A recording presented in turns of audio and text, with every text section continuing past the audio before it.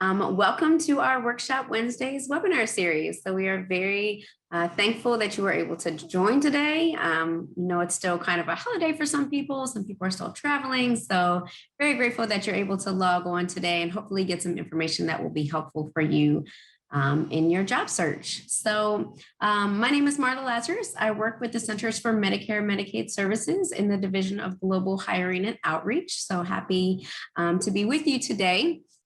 Just a couple housekeeping things before we get started. This webinar is being recorded, as you just heard. We do post all of our webinars to our YouTube channel the month following the webinar. So the first week of the following month, this webinar will get posted to YouTube. My colleague Sean Forbes will post the link to our playlist, our YouTube playlist, in the chat box, so you'll have access to that. And again, in just a few weeks, it'll be posted along with our other webinar that will be taking place this month.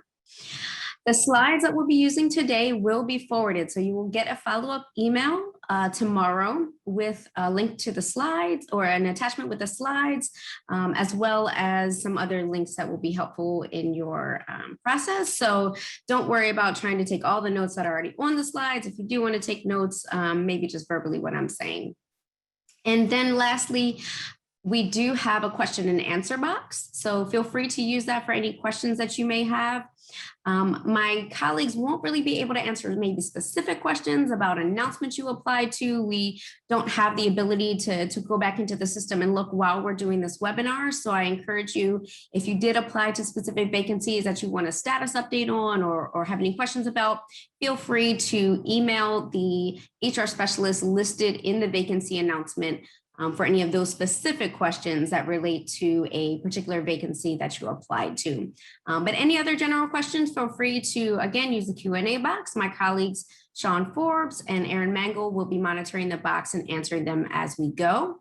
And then at the end, if we do have any time, I might be able to address some of those questions verbally if they apply to the whole group. So again, thank you for your attendance today. We look forward to having you and really hope that you get something out of this today. So moving right along, I already introduced myself, so let's get right over that. The format today, we will try to keep it to an hour or less. First, we'll talk about a few hiring paths in the federal government. Then we'll go right into USA Jobs itself. So talking about the search, the anatomy of a vacancy announcement, and then kind of summing it all up at the end. So I'd always like to start with kind of something that provokes a little thought. So job searching is really like a piñata. If you hit it hard enough, you'll be rewarded, right? So what this means to me is, as a recruiter, I've been in this, what has morphed into this division for over 20 years. So I've been around for a while and have been talking to candidates for much of those 20 years. And so what I have found is you will find those very few candidates that applied to one position and got a job. But that is definitely the exception to the rule. Most times, if you are searching for federal government jobs, you will have to apply to multiple jobs in order to get hired. Much of that is just the sheer number of people applying to federal jobs. So the numbers game comes into play. But I don't want you to be discouraged because of that. So just going in knowing that that is the norm is going to help your kind of thought process and mentality around that. So I don't want you to think that you're doing something wrong just because you aren't getting selected or aren't being called for an interview or not being referred. Sometimes those are some processes that happen within the federal government that causes those things.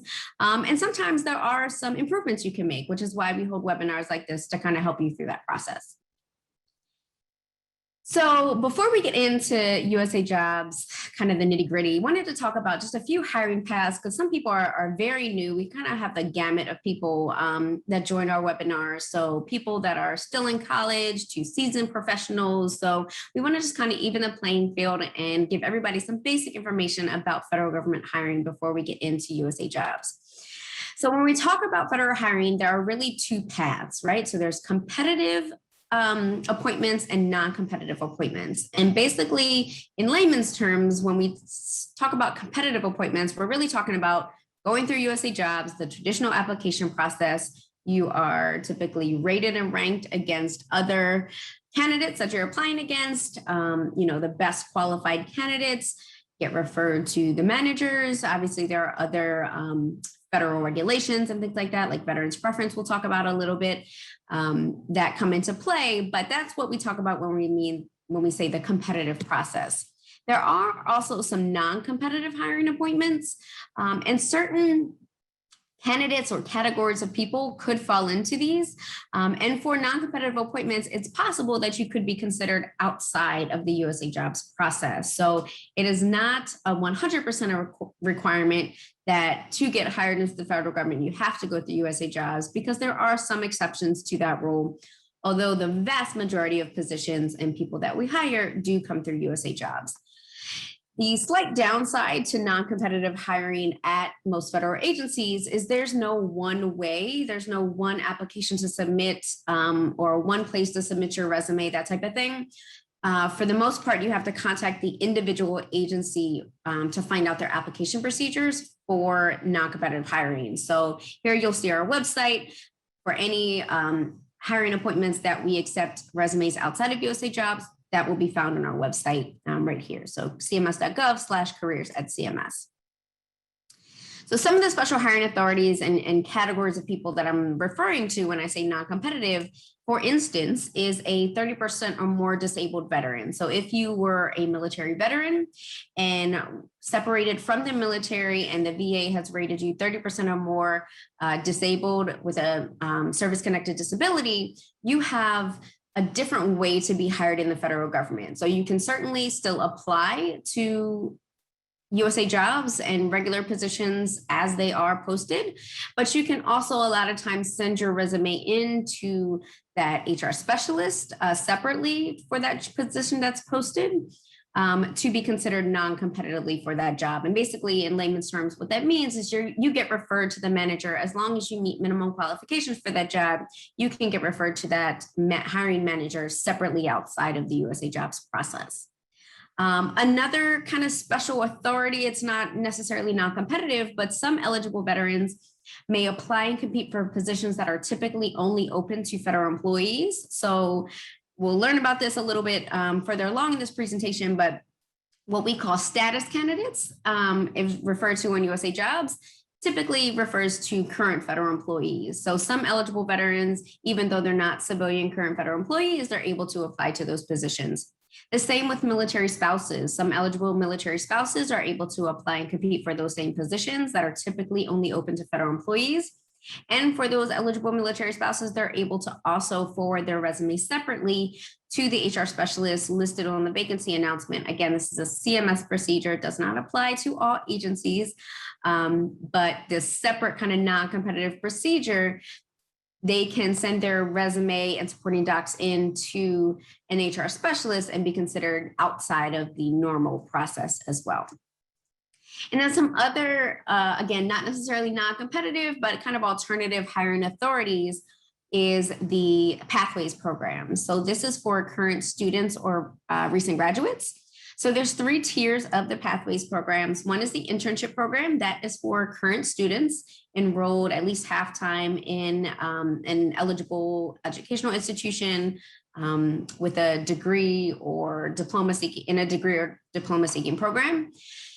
The way that CMS hires most of our paid interns is through our summer internship. So obviously we're well into the summer already, so that process is already closed for this year. But for next summer, we typically post our intern announcements in the January timeframe on USA Jobs. So you want to keep an eye out for that. You can also keep an eye out on our careers website for that information.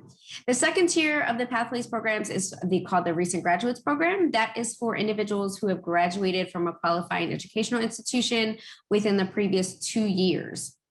So we actually post recent graduate announcements agency-wide every semester. So the typical college semesters in the fall and spring, we'll post a handful of recent graduate program announcements throughout the semester. So they're kind of staggered, maybe 1 or 2 a month through the fall and spring semesters. People that are graduating that semester. So for instance, this upcoming fall semester, if you are graduating in December, then you are going to be eligible to apply to our Recent Graduates program, the ones we post this fall. And then of course, anybody still within their 2-year window of graduation from the previous 2 years. Do also want to note that for both our internship program and our recent graduates program, we do require a 3.0 minimum GPA requirement. And lastly, the final tier of the Pathways programs is the Presidential Management Fellows Program. And this is for advanced degree students. So master's, law, doctoral students, you can apply through that program. If you go to pmf.gov, it has all of the information for the PMF application process. It is done centrally for the entire federal government. That typically happens in the October timeframe. And so it can be your last year of your advanced degree program or the year that you have just graduated, you can apply. So you have kind of two eligibility windows to apply to that program. So as we move on, I'm going to take a quick sip of water, and now we're going to get into the actual search of USA Jobs. So again, just want to remind everybody that we have a lot of different levels of knowledge and experience on the call today. So some people are already very familiar with USA Jobs and kind of want to brush up on their skills, see how they can improve. And some people have never applied or have never even visited the website. So we want to give kind of a some starting information. So some of this, it might be a quick refresher for others. So this is what USA Jobs looks like when you go to their homepage, right? So USA Jobs is kind of like the Indeed or the monster of the federal government, right? So all federal government positions that are traditional competitive positions are required to be advertised on USA Jobs. So it is a very large and cumbersome website. There are hundreds of thousands of jobs. So it is a lot to handle if you're just getting started. So we just wanted to make it more palatable as we go through this process for you. So step one, go to the site, usajobs.gov. Step two, you're going to have to create a profile for yourself. That process can take a little while. So be sure when you are looking for jobs, because you can look for jobs before you actually create a profile, but you want to make sure you do that within enough time to actually apply. So you don't want to be coming up on, 9 o'clock the night a job is about to close and start the process of creating a profile. So give yourself some time, create a profile. You'll be able to either upload or create up to 5 resumes to include in your profile on USA Jobs. And you'll learn a little bit more about why you might want to have more than one resume on USA Jobs stored.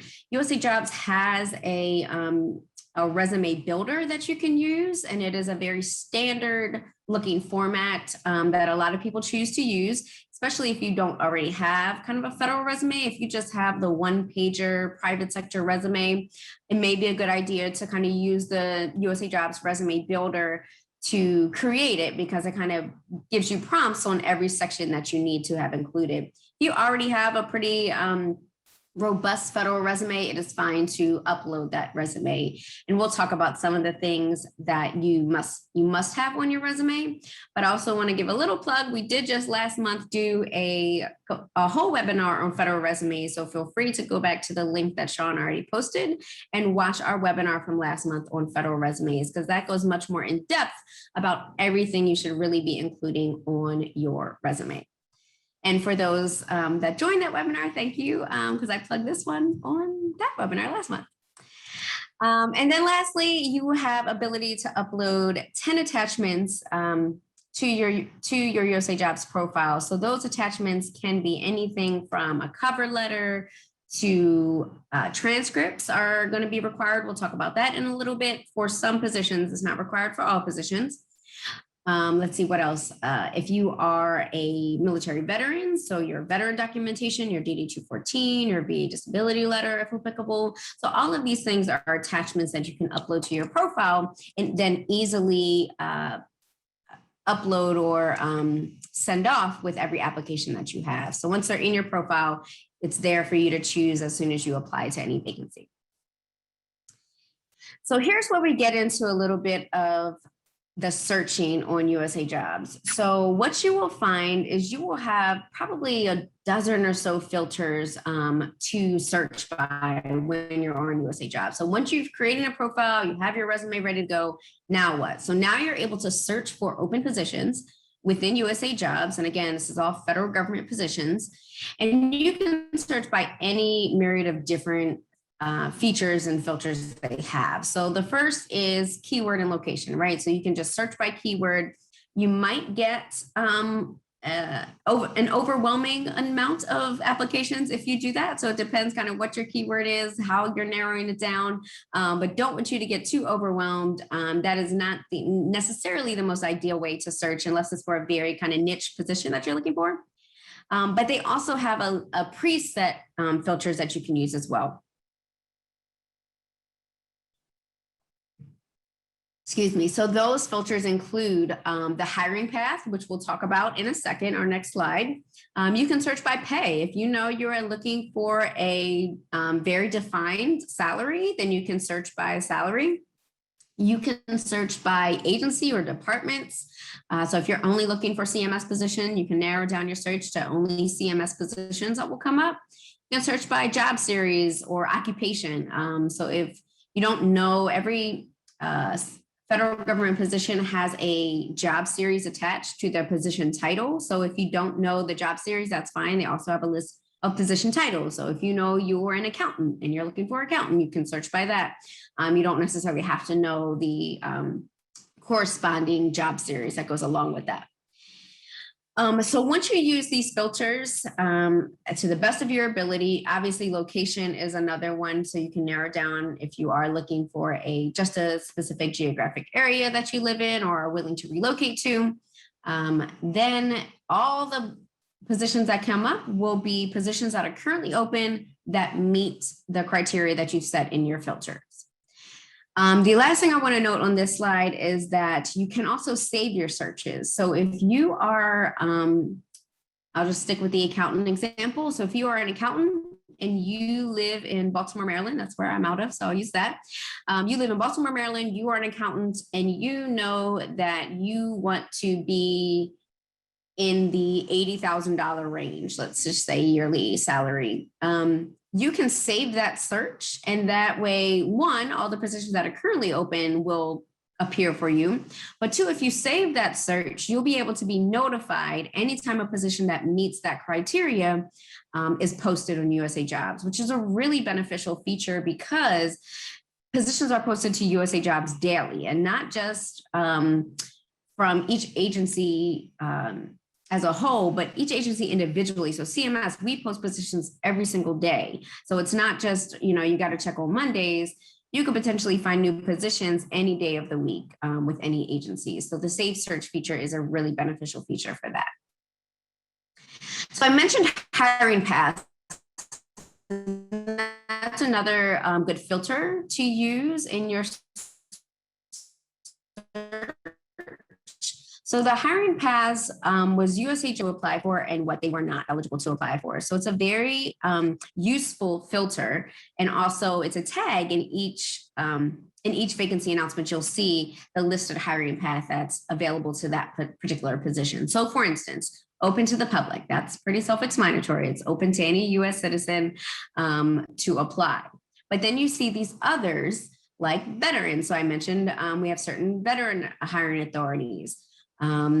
Peace Corps, return Peace Corps volunteers, and AmeriCorps Vista volunteers. They have kind of special hiring preferences in the federal government as well. Again, current federal employees, we may have a lot of federal employees that are applying or that are on today. So there's a separate hiring path that you can choose because a lot of positions are posted to only federal employees. So we call those status candidates on USA Jobs. Again, military spouses, any students or recent grad openings, you can filter by those. So any pathways postings, you're able to easily filter and find on USA Jobs. Again, same with individuals with a disability. They're what we call the Schedule A hiring authority. So all of these things are just really great ways, again, to narrow down and also open up positions that you may not realize that you're eligible to apply for. As I mentioned in the beginning, there are some categories of people that are eligible to apply for positions that are typically only open for federal employees. So if you use these hiring paths, it will make sure that those positions come up for you as well. And the last thing that I'll note on, this is all from the USA Jobs homepage. The last thing that I'll note on the homepage is at the very bottom, you will see an events page or a couple events listed. So this is what it looks like at the very bottom of the page. You'll see a couple events marketed, but then you'll be able to find, it's actually not showing here, but there's a button to say more events. And then you'll be able to see all of the events that are advertised on USA Jobs, events such as this, webinars, hiring events, all different things that federal agencies are able to promote out to the public and hope to drive an audience to. So another good thing to keep an eye on. Again, they do have events months and months out, so you're able to add those to your calendar. And a lot of them have the registration information right on. Okay, so let's get into the real meat and potatoes. That's a weird analogy, but the real meat and potatoes of the anatomy of a vacancy announcement. So I know how to search now, or I have a better idea of how to search now. So now what comes up is all positions that kind of meet the criteria that you set. So now what, right? So now I don't have a slide on this. Now I will add one, but on what you will see is the list of positions, and the position title of every listed position will be hyperlinked. And when you click that position title, then you open the body of the vacancy announcement. So that is what this screenshot is here. So it's a body of a vacancy announcement. Again, you see here for a public affairs specialist. The one thing I want to point out on the right-hand side, excuse me, that is where you will see the hiring paths. So you'll see this job is open to for transition eligibles and the general public. So if it was only open to federal employees, you would see that. You would see, again, if it was a recent grad announcement, you would see students and recent graduates. So you'll see whatever hiring path is applicable to that announcement. You'll also see the summary information. So the opening and closing dates, super duper important. For the vast majority of positions, there are no exceptions to be made as far as missing the closing date. There might be a handful, but again, the vast majority, there are no exceptions made. So you really want to pay really close attention to the closing dates of every announcement and make sure you don't miss that. You want to make sure to apply within plenty of time, right? You don't want to cut it close. Excuse me, one second.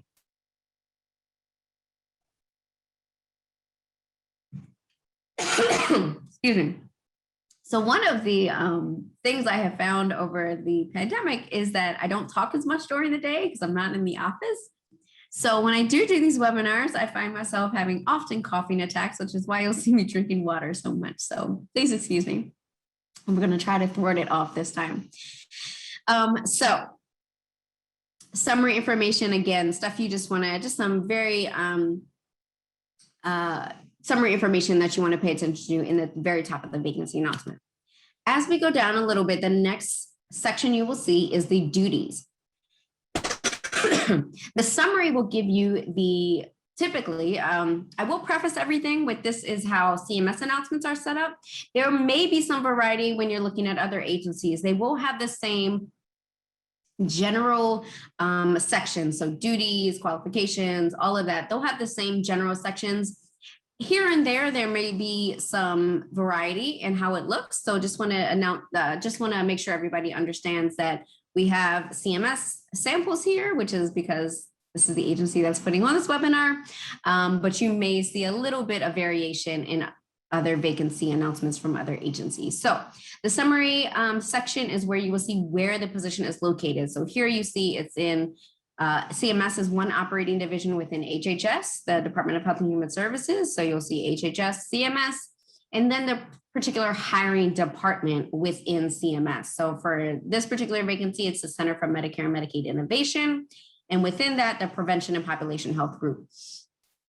Excuse me, it may or may not mean a whole lot to some people, but for some people, you really have an idea. You might know CMS a little better than others and have an idea of where you want to work.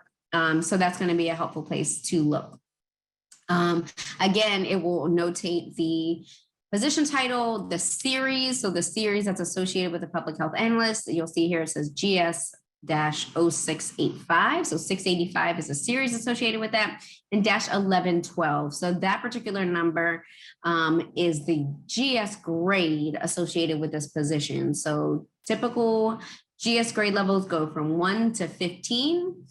Typically, a GS1 is like a high school student, a GS15 is a manager, and then everything in between. So that's what the GS numbers mean within USA Jobs. The responsibility section is something I did want to point out because it is a really good place for you to get a better sense of what the position would be doing or what the person in the position would be doing day to day, right? So it's not necessarily a good indicator, of whether you would be qualified for the position, but it is a good indicator of whether you think the position would be a good fit for you. So if it's something that you would want to be doing on a day-to-day basis, that's a really good place to kind of get a sense for that. I will have one caveat that if the position is open, if you see multiple vacancies for a position, so every vacancy announcement should tell you how many people, whether it's for one person to be hired or multiple people to be hired. If you see it that it's multiple people to be hired and this responsibility section looks a little vague, that could be because the agency is posting an agency-wide announcement that could be made available to any one of our hiring departments. So we use that a lot for our recent graduate programs and our internship program. So with many of our recent graduate opportunities, not all of them, but most of them, this responsibility section might be a little more vague because depending on what hiring department selects you, you could be doing a variety of different things. So that is just a reason why some of the responsibilities could be a little more vague on some vacancy announcements. Okay, so the qualification section is hands down the most important section that you want to pay attention to on a vacancy announcement. So let me take a quick sip before we get into it.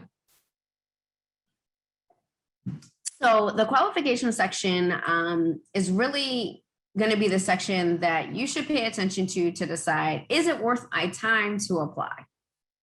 Because if you are not minimally, at least basically qualified for the position, there's not a whole lot of point in applying unless you just want to get practice for applying to things. But you have to be found qualified for the position to even have a chance to be referred to the hiring manager. So in every position you will see, now it's going to vary depending on the grade level of the position, obviously the job series or position title. So this is just an example, but this was for a GS11 position. And here's what it says. In order to qualify for the GS11, you must meet the following. You must demonstrate in your resume at least 1 year or 52 weeks of qualified specialized experience equivalent to the GS9 grade level in the federal government. So if you were not a federal government employee and have never been a GS9, what does that mean? So it says, continues on to say obtained in the private or public sector to include. And then every single vacancy announcement will have a couple statements of what it is that you need to have done to show that you are qualified for this position. So for instance, this particular one, I'm not going to read it all, applying quantitative methods to analyze the effectiveness of public healthcare programs, preparing reports and responses applicable to healthcare programs. So these are just, again, this is just a sample of one vacancy announcement that we pulled. Every section, every qualification section will differ depending on the position and the grade level. So as you move up in grade level, so if you're looking at GS12s or GS13s, the qualification requirements are going to be much more specific because it's a higher level position. You are expected to have performed a higher level of work in order to have qualified. If you're looking at a GS7 or GS9, that level of work should be corresponding to those lower grades. So it should be less specific in nature. So you shouldn't have to have a very specific, let's just say, for instance, it's working in one of our Medicare offices. You won't necessarily have to have Medicare experience, but maybe you have to have some experience that's analyzing general policy or something like that. So that's just kind of the difference in the grade levels and what you might see in the qualification section. But again, most important, you need to look at these. It's typically about 2 to 4 things that are listed here. Average is normally about 3. You want to pay attention to that the most. And then correspondingly, it needs to be reflected in your resume. And so if it is not reflected in your resume, the things that are outlined in the qualification sections, you are at risk for being disqualified for the position. And it doesn't just need to be reflected in your own way of understanding. For instance, let's just say you are an IT professional and you have a lot of experience in different programs and softwares. It needs to be understandable to an HR specialist, right? So you want to make sure whatever your field is, it's not too techy and the words aren't too position specific, that it's not going to be understandable to an HR specialist. So take the information in the qualification section and make sure it's reflected in your resume, but it does not need to, and it really shouldn't be reflected word for word, right? So you shouldn't be putting, I applied quantitative methods to analyze the effectiveness of a public healthcare program in this experience in my resume, right? Because that's just not appropriate. So you want to take that qualification requirement and put it in your own words. So I think I've harped on that enough. I think we all know that we need to have the qualifications requirements reflected in our resume. And then the second part of this is some positions, typically the more entry level graded positions. So we're talking GS7, GS5, GS7, GS9, maybe even GS11. You are able to substitute education for experience. So if you don't have that if you don't have that experience, you can use your education in substitute of that. So for instance, what that would mean for a GS11, typically the education that you can substitute for that is a PhD or equivalent doctoral degree. So that's what you see here. At the GS9 is typically a master's degree, and at the GS5 or 7 is typically a bachelor's degree.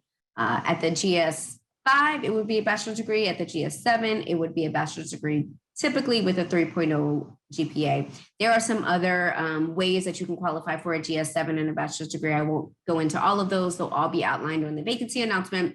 But that is, in general, typically the qualification for substituting education for experience. So hope that all makes sense. In general, federal government positions, you either qualify on experience, you qualify on education, or you qualify on a combination of the two. So that last paragraph here says that HR specialists can combine education and experience. So if you have some experience and some education, they can add those up. There is a very defined way to do that in order to qualify for a position. So while we're talking about education, just do want to touch on transcripts just a little bit. So if you're using education to qualify for a position, so there are some positions within the federal government where you have to have a certain either credits through educational institutions, a certain degree with a certain major. And then some of our Pathways programs are all educational related, either current students or recent graduates. So with all of these types of positions, you are going to need to include your transcripts in your application. So some of the things about the transcripts, it must have the information required in the announcements on your transcript. So every educational institution is different, and some of them are very straightforward. Some transcripts are not. So you just want to make sure if, let's say, for instance, you are applying to a recent graduate announcement, you must have the degree and the date it was conferred on your transcript. Again, there's some exception to that if you're applying the semester you're about to graduate. But if you're within that 2-year window and you're saying you graduated in May of 2021, then your transcript needs to show that, and it needs to be included on there. For some of our intern programs, you have to prove that you are currently registered. So the transcript that you provide must show your current registration. If you were educated abroad, you must provide the foreign education evaluation with your transcript, and everything must be in English. That seems kind of obvious, but we do get some educational documents that are not in English through a lot of times no fault of the applicant, but everything must be in English, obviously, for an HR specialist to be able to verify that information. If you are applying and education is being considered, just go ahead and include both your undergraduate and graduate school transcripts if you have both of those. Again, if applicable, if that applies to you, just include both. We do get that question a lot. It's not always required, but depending on the position and how you're using that education to qualify, sometimes the HR specialist can't use your graduate school transcript. Sometimes they have to go back to your undergrad to verify you have the right amount of credits or the right classes for certain positions. So that is going to be helpful in the review process. And then lastly, you should definitely submit transcripts and not degree summaries. So again, every school is a little different on what documents they provide, but they must be transcripts. In the application process, unofficial is acceptable. So you don't feel like you have to order transcripts when you're just applying for a job. That would come in if you were selected for a position. So once you are selected for a position, then the HR specialist would request the official transcript to verify any educational requirements. So back to the qualifications, because again, that is most important. So just to kind of run this point home, the qualifications from the vacancy announcement must be reflected in your resume. Must, no exceptions. They have to be reflected in your resume. That is, unless you're, as I said, no exceptions, unless you're using education to qualify, then that's, I guess, the only exception. But if you're using specialized experience to qualify, then you have to make sure those qualifications are reflected in your resume. Your resume, so as I mentioned earlier, you can store up to 5 resumes on USA Jobs. Your resume should be amended to ensure the qualifications are stated for each position. So what I mean by that is if you are applying to, I'll go back to the accountant example. If you're applying to accountants, typically they're going to have very similar qualification requirements throughout different agencies. Even if we have multiple accountants listed in CMS, again, the same grade level area is going to have the same qualification requirements. But if you are applying to, let's say, management analyst positions, maybe program analyst positions, maybe you also have a background in IT. So if you have kind of a varied background, it might pay to have several versions of your resume, because what you will find is when you're applying to the same positions, position titles and grade levels, you'll find a lot of these things that are repeating. And so your resume might not need to be amended so much.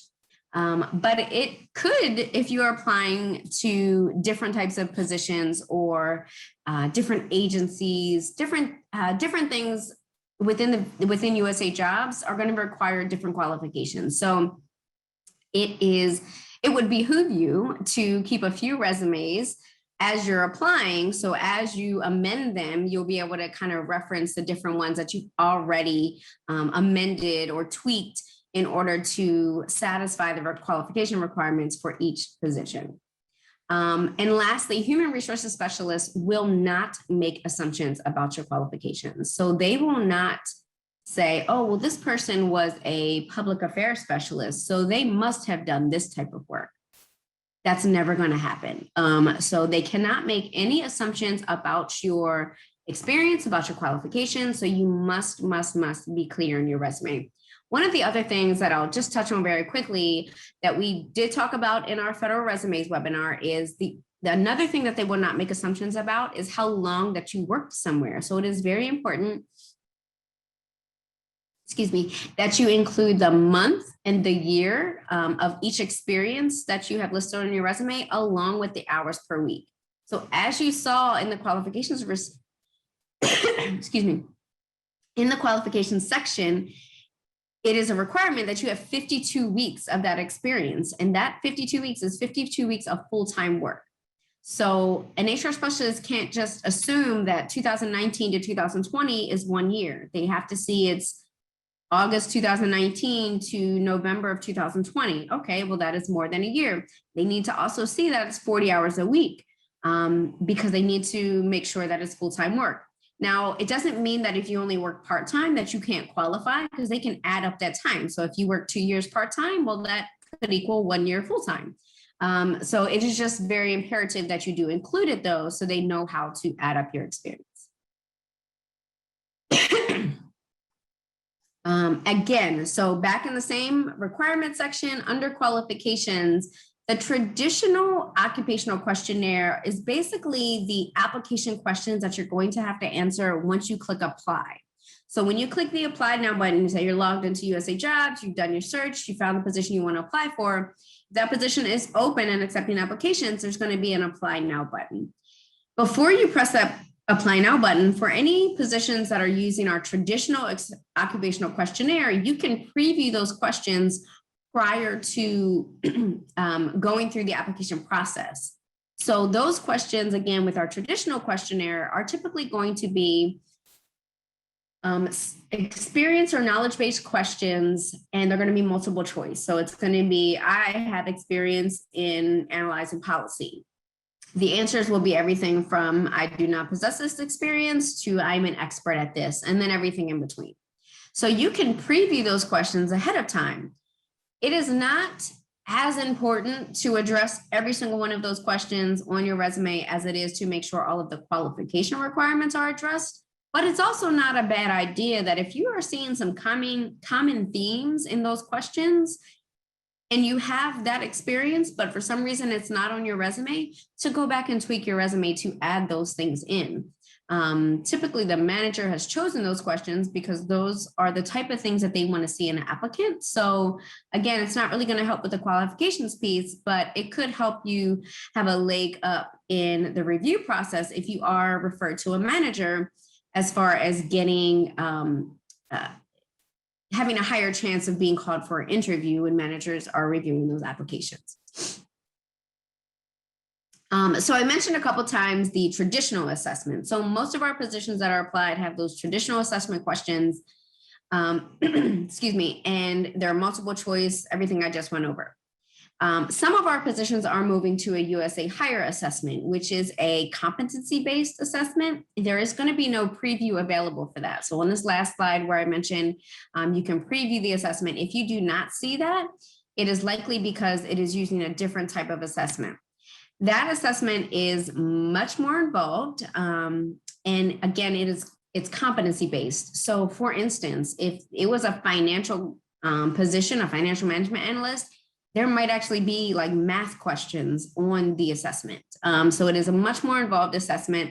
It is the way that I would say federal agencies are moving in this direction, but we're not quite there yet. So we do have most of our positions still using our traditional assessments, but it is a way to better assess candidates to find the best quality candidates to refer to our managers. So you might see that. So I just wanted to give you a quick heads up on why you might see that on some of our positions. So as I start to wrap up here, one of the biggest things and one of the biggest hurdles we see in HR is that some applicants just don't read applications thoroughly enough. So what we 100% understand is that it is a very overwhelming process to apply to the federal government. So laying it all out there, it is not easy. The vacancy announcements sometimes are not always understandable to people who have not been in the federal government. So we totally understand that. But what is important is that you read it. You read the vacancy announcement and then read it again. It might seem a little remedial to say that, and no disrespect is intended, but our HR specialists do field a lot of questions from information that is included in vacancy announcements. So make sure you read the announcement, make sure you review all of the links in the announcement. So if you have been applying to federal government positions for some time, you will know that over the last several years, they have gotten a lot shorter and a lot more streamlined. So not to say be grateful for what you have, but it used to be way, way worse. They used to be much, much longer. And the process used to be much more cumbersome. So all that to say that some of that information that has been removed to make them shorter is now included in links. So make sure any links that are applicable to you, make sure you review them. Make sure there will be like a what to include in your application. Make sure you review that section, include all of the required documents in that section. Just a note to say, training certificates and write-in samples are typically not required unless stated in the vacancy. So we do get a lot of kind of extra supporting documents from candidates, and there's no real harm in that, other than the fact that the managers typically don't see that. Typically, what managers are going to see are resumes and cover letters if you've included one. And then ensure that all supporting documents are legible and not cut off. So what we see a lot of times is if you're including a transcript or something like that, maybe it didn't scan correctly, or maybe the transfer process of you taking the picture cut the bottom off, which is where the information is that we need. So just make sure all of your supporting documents are completely legible and they're not cut off on any of the corners. And then to recap, right? So what is most important to take away from this? One is to invest the time necessary to analyze, review, and really absorb and comprehend the vacancy announcement. So we understand that sometimes positions are posted for a week and you might not see it till the last day, but that is why that Save Search feature is very helpful, because you can be notified daily if positions that meet your criteria are posted to USA Jobs. And that way you have the most time to kind of review the vacancy announcements, make sure you have all of the required documentation necessary, and have addressed everything you need to address in your resume. So we understand that if you have some years of experience, you might have cut out some stuff in your resume to keep it to, 3 to 5 pages, which again is not a hard and fast number, but typically acceptable within the government. But invest the time to be able to make those tweaks to your resume if you need it based on the vacancy announcement. And then 2, it's kind of just goes hand in hand, create a resume that targets your experience in the context of that announcement. So it is very important to kind of take what you have, make sure 100% without a doubt, make sure the qualification requirements are included in your resume. And then again, if you can preview that assessment questionnaire, it might pay to take a little bit more time before applying to the vacancy and making sure that some of those things are addressed in your resume as well.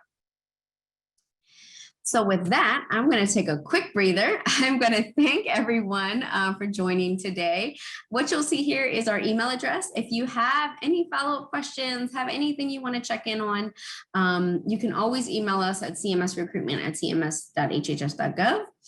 Again, I want to remind you, for specific vacancies, if you have questions about the specific vacancy that you applied to and you want a status update, every single CMS vacancy has an HR specialist with their email address included at the very bottom.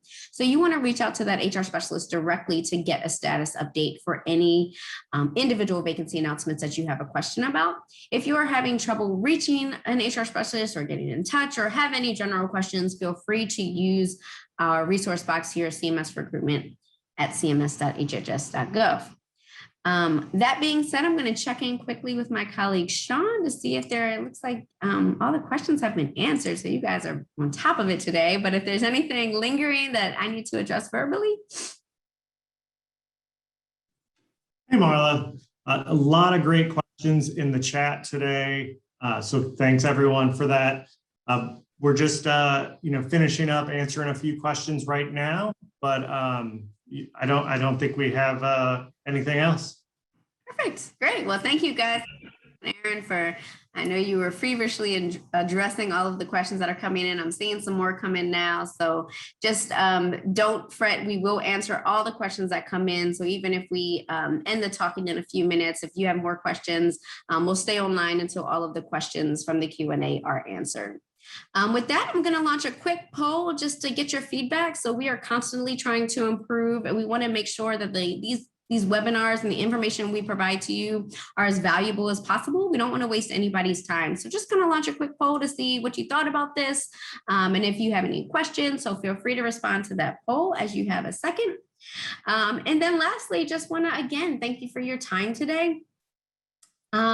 Just a reminder, we will send a follow-up email with the slides, so you don't have to worry about having taken notes on any of the slides. You will get that tomorrow.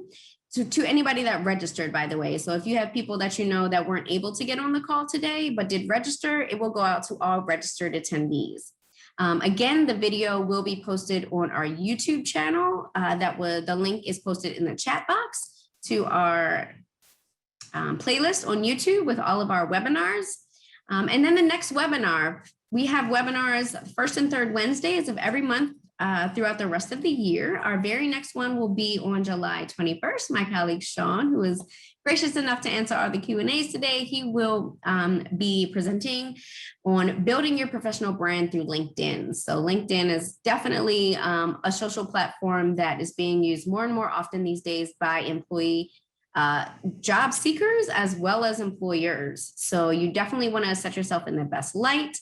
So he will be going over all of the ins and outs on what to do to really stand out on LinkedIn and make sure you have all of the appropriate information included in your profile on LinkedIn. Again, that's July 21st. So feel free to go back to the link that you registered for this webinar and register for any of our remaining webinars for the rest of the year. So with that, we will go ahead and stop recording.